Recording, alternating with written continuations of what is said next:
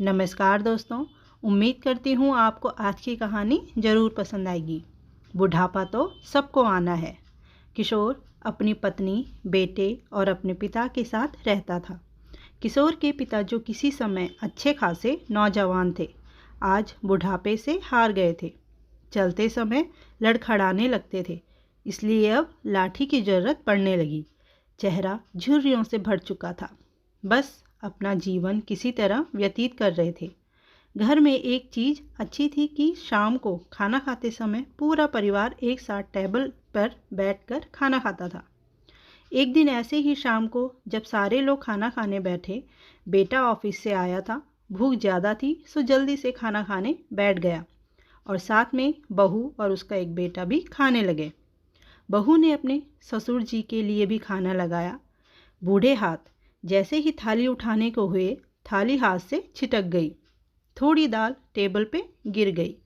बहू बेटे ने घृणा दृष्टि से पिता की ओर देखा और फिर से अपना खाने में लग गए।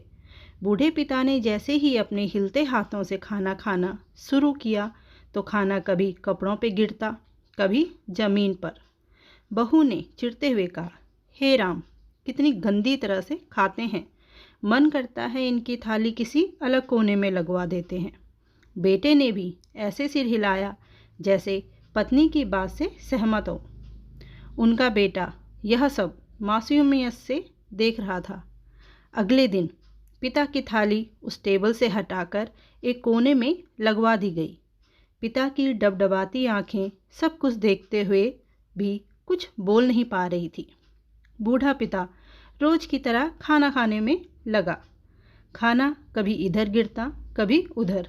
छोटा बच्चा अपना खाना छोड़कर लगातार अपने दादा की तरफ देख रहा था।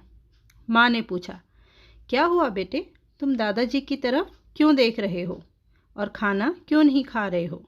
बच्चा बड़ी मासूमियत से बोला, माँ, मैं सीख रहा हूँ कि वृद्धों के साथ कैसा व्यवहार करना चाहिए।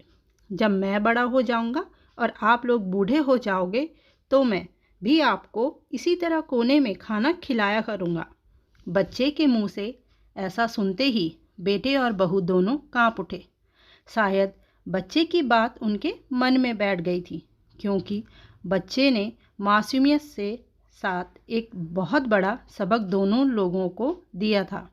बेटे ने जल्दी से आगे बढ़कर पिता को उठाया और वापस टेबल पे खाने के लिए बिठाया और बहू भी भागकर पानी का गिलास लेकर आई कि पिताजी को कोई तकलीफ न हो।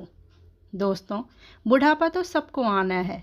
बस उस बुढ़ापे में हमारा जीवन कैसा व्यतीत करता है, ये हमारे औलाद पर निर्भर करता है। धन्यवाद दोस्तों। कहानी पसंद आई हो तो कमेंट, लाइक, चैनल को सब्सक्राइब जरूर करिएगा।